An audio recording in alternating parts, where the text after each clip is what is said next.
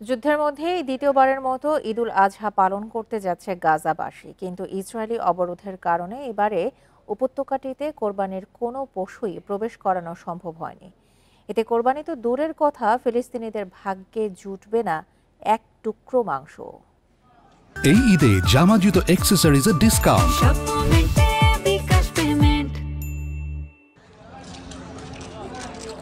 যেখানে ঈদুল আজহা উদযাপনে প্রস্তুতি নিচ্ছে বিশ্ববাসী, সেখানে গাজায় নেই কোনো আয়োজন। উপত্যকায় ইসরায়েলি হামলা আর অবরোধই যেন বড় চ্যালেঞ্জ। 2023 সালের অক্টোবর থেকে গাজায় হামলা চালিয়ে যাচ্ছে ইসরায়েল।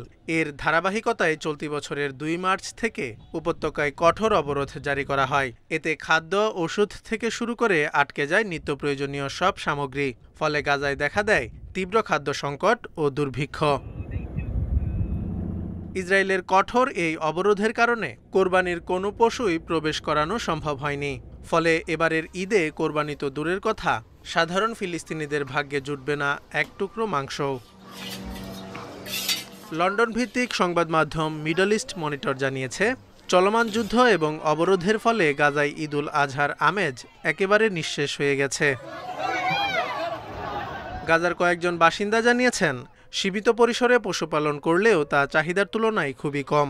এছাড়া দাম অনেক বেশি হওয়ায় সাধারণ ফিলিস্তিনির পক্ষে তা কেনা প্রায় অসম্ভব।